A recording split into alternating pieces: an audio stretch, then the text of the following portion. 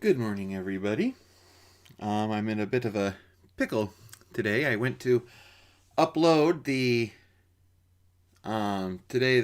Pastor's Percolator I had recorded for today, and when I was checking videos to make sure I got the right one, I discovered that the one that was intended for today had no audio, which is a problem I'm sure many of you remember from my constant issues. So I don't know if my microphone muted itself or what happened there. So I am doing this currently live. For those of you who are tuning in, it's about 8 o'clock in the morning right now. It is live for you. For those who are tuning in at the usual 10 o'clock time, it is pre-recorded then. So, but my meeting starts here very shortly, so I'm going to move on and get on with the devotional today. This is day 10, the giants in your life. A champion named Goliath from Gath came from the Philistine camp. He was more than 9 feet tall. He had a bronze helmet on his head and wore bronze scale armor weighing 125 pounds. He had bronze plates on his shins and a bronze scimitar hanging from his back. His spear shaft was as strong as the bar on a weaver's loom, and its iron head weighed 15 pounds. That is from 1 Samuel chapter 17, verses 4 through 7. It's one of the great stories of the Bible. A young shepherd boy, David, takes his slingshot and slays the Philistine giant Goliath. The story has become a metaphor for seemingly hopeless causes in life and the possibility that giants can be defeated. The Philistine army was camped on the one side of the valley of Elah, the Israelites' ragtag army on the other. When Goliath, the Philistine champion, walked out into the battlefield, taller than Shaq and sporting some serious armor, he was terrifying. Then he opened his mouth and began taunting the Israelites, and the response was understandable. When Saul and all Israel heard what the Philistine said, they were distressed and terrified. We all face giants from time to time, seemingly impossible situations that leave us distressed. For one man I knew, it occurred at the height of the Great Recession, when his business failed. There seemed to be no way out. Even bankruptcy offered only limited help. And it wasn't just the loss of the business that terrified him. It was the embarrassment, the failure, the shame, and the loss of his identity. He felt this was a hopeless cause. When we face a frightening or discerning circumstances, we have a natural tendency to catastrophize. What a great word! Instead of conjuring up courage, the initial response of most people is to assume the worst, to see no way out. We hear the word cancer and assume we're going to die. We lose our job and are certain no one will ever want to hire us again. Whatever the giant we're facing, our tendency is to assume we will be defeated. David, likely just a young teenager at the time of his greatest battle, didn't know that Goliath was invincible. Instead, he said to King Saul, "Don't let anyone lose courage because of this Philistine. I, your servant, will go out and fight him." Amazingly, Saul let him go to fight the giant. Goliath taunted David. "Come here," he said to David, "and I'll feed your flesh to the wild birds and the wild animals." Listen to David's response. "You are coming against me with sword, spear, and scimitar, but I come against you in the name of the Lord of heavenly forces." Then, as the giant moved closer, David took a smooth stone from his bag, placed it in his slingshot, and slung it at the giant. A direct hit right in the middle of Goliath's forehead, and the giant fell to the ground. David, who wasn't even carrying a sword, took Goliath's sword and finished him off. There are two things that we should consider from this story. The first is that while the rest of the Israelites were shaking with fear and undoubtedly praying to God, David stepped out into the battlefield with faith. He's a model of what Saint Benedict meant by his famous motto, Ora et labora, or pray and work. Fear is meant to move us to action. When we don't act, we get stuck in our flight or fight response. And anxiety builds and builds inside our hearts. We obsess, we fixate, and become overwhelmed by our fears. We're meant to pray and take action. But the action we take is done under the belief that the Lord of heavenly forces is by our side, and that he is able to make a way where there seems to be no way. Whatever you are facing, know that there are no impossible situations with God.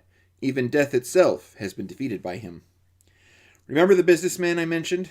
He spent 2 years struggling, feeling like throwing in the towel, wondering if the giant of economic disaster would destroy him. But through the tears, through the fears, he refused to give up. He prayed and he worked, and one day the clouds began to part and the giant of financial disaster fell, and the businessman lived to tell about it. I see him every week at church, and he is a visible reminder of the importance of not being paralyzed by fear, but, with faith, continuing to put one foot in front of the other, confident that God will see you through. The Lord of heavenly forces is with you, and you can, with God's help, defeat the giants in your life. Don't give up, keep praying, and don't forget your slingshot. One of the things, I can't remember if it was the last time we did this devotional or if it was for a sermon or some other devotional about David and Goliath, that I find most interesting is how a complete absence of fear also led to Goliath's downfall. People often think that courage means not having fear. Courage means taking the steps despite your fear. In David's case, I am sure that the amygdala in David's brain was going off like crazy as David approached this 9-foot-tall giant. I am sure his biology was screaming at him that there is no way he is going to survive. But he had courage from God. And he had enough sense, probably rooted from that initial fear, that if Goliath got within striking distance of him, David would not survive. So David brought a ranged weapon to keep Goliath at bay, to defeat Goliath before his size mattered, to defeat Goliath at a point where his size was actually probably more of a liability. He was a bigger target.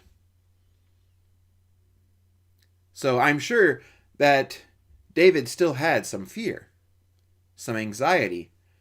It's just that with the knowledge that God was with him, he was able to put one foot in front of the other despite that fear and use that fear to help him to help him decide, to help him find a way to defeat Goliath. Again, that fear that if Goliath got close, it was over. So David brought his sling. On the other hand, Goliath, this 9-foot-tall giant, carrying this, 100, probably if you total up all of his armor, all of his weapons, probably close to 200 pounds, is about to face this little teenager, this shepherd, who doesn't even bring a sword to fight him. What in the... So I imagine Goliath is thinking, why am I lugging around this heavy armor? The armor that the Philistines would have been wearing, including their bronze helmet, which Scripture says Goliath had, if you study what they would have been wearing, their helmets have a portion that kind of come just, below the nose, just on the bridge of the nose, and would have been made of thick leather. Now, maybe in Goliath's case, since he had probably won several battles, it would be even heavier adorned, maybe even bronze. All the way filled with bronze. So a rock hitting his helmet would have just thunk. And Goliath would have laughed as he ran up to David and, took him down with either of the weapons at his disposal. But I imagine he sees this tiny child who probably couldn't even reach his head with any sword, and he doesn't even bring a sword. So why am I lugging around this heavy armor? So I imagine he takes off some of his armor, including his helmet. Well, without his helmet, there's nothing to protect his head from the stone that David launches at it. Goliath's arrogance plays an equal part in his defeat. Again, fear is a part of our survival. Like I said, I'm sure David's amygdala was going crazy, telling him that he should be afraid. But the thing with David, he wasn't stuck in his fight or flight response. He was firmly entrenched that he was going to fight. His fear enabled him to navigate the correct path to defeat his giant. So fear is not, in its truest form, fear is not necessarily so evil.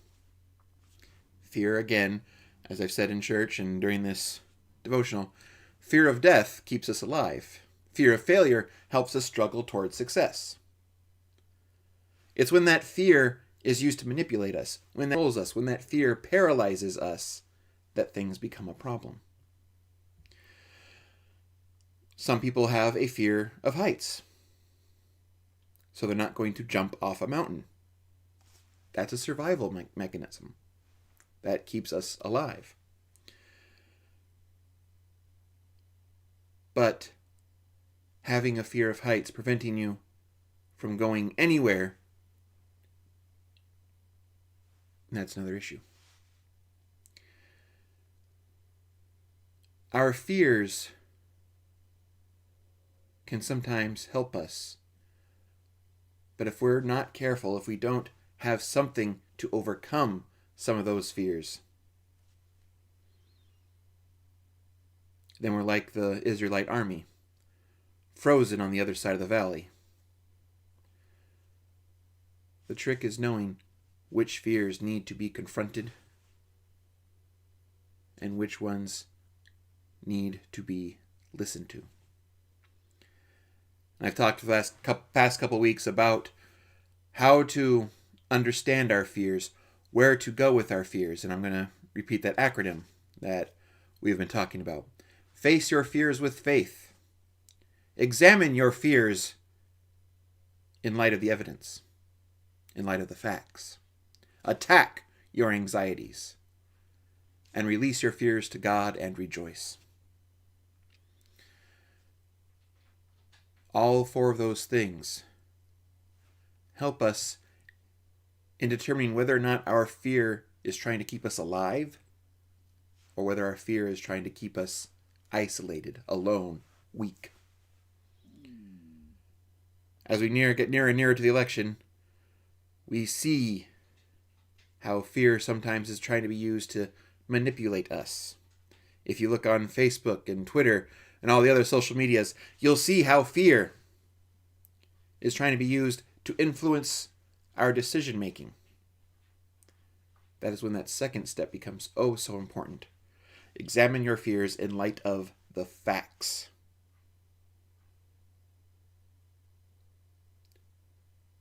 One of the things we're talking about in this Orders of Ministry event that I'm attending is things like confirmation bias, where you get trapped in a little wind tunnel, where you can't see any other influence except from people you already agree with, from viewpoints you already agree with.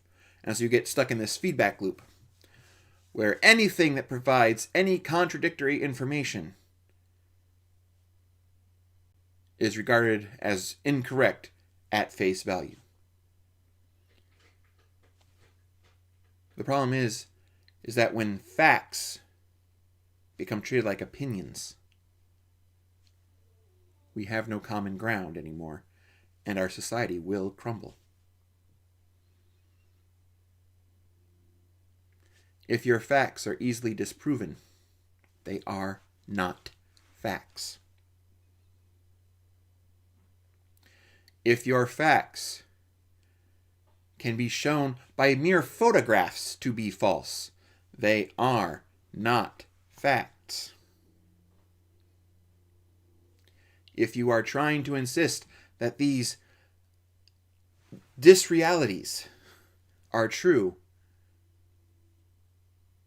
then you are not examining any fears in light of the facts. You are trying to create your own reality.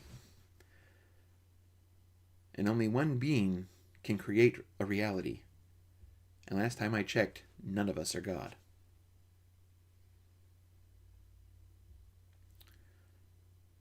fear has its place. Fear is what made David bring a sling to face Goliath. An absence of fear is what led Goliath to remove his helmet. But fear has its place. Fear is what caused the Israelites to tremble on the other side of the valley. Whereas David had his fear that allowed him to act accordingly, but also walked with faith and faced that fear and came out on top. I'm going to end today with the prayer from the end of the chapter. Lord, you know the giants I face. Help me remember that you are the Lord of heavenly forces, and that you are in my corner. Help me trust that no matter the odds, you can and will see me through. Amen. That's all I have for today. Again, I apologize for the sudden live stream in the middle of nowhere, but I had to get out and do something quick when I realized I had no audio when I did this originally. So, just a reminder that here in about 5 minutes, I will be at the Orders of Fellowship event. It starts at 9, but we got to log into Zoom and get all that stuff figured out beforehand. And I'll be doing that all day today. Tomorrow's will be live at 10 as normal. I promise. Provided some other disaster. I'll say that. I say that I promise I'll be fine. And then my internet's going to go out or something. But, so tomorrow at 10, back to normal. And my cat just took off running in the kitchen for some reason. Oh boy. Yes, tomorrow at 10, like normal. Just a reminder that we will be having an Advent study here in the next couple weeks. I'll be really starting to get the sign-up sheets going so that we can have I'll need your email address so I can email Zoom links and stuff like that. This will be over Zoom. It's going to be meeting Tuesday and Thursday. One class meets Tuesdays, one class meets Thursdays at 7 p.m. both nights. Unless there is a lot of people asking for an afternoon class. Right now, I think just Tuesdays and Thursdays, 7 p.m. And it's the same session both days of the week. So if you can't make Thursdays, you can attend the Tuesday or vice versa. But that will be starting the first week of Advent, which I believe the Tuesday in the first week of Advent is the 1st. So the 1st of December, we'll have that Bible study. And I posted links in a couple of these videos. When you sign up, I'll be able to email you a link to purchase your book. You can either do it through Amazon, like normal shipping, or Amazon through your Kindle, things like that. And then I will be, one of the things that we do with the new Zoom format is email PDFs of study guides, just questions to think of as you're reading, nothing big. Other than that, just a reminder that also the devotionals will change starting in Advent to the It's a Wonderful Life devotionals. So we'll be looking forward to doing that. Other than that, I hope you all have a wonderful week, and I will see you later. Have a good day, everybody.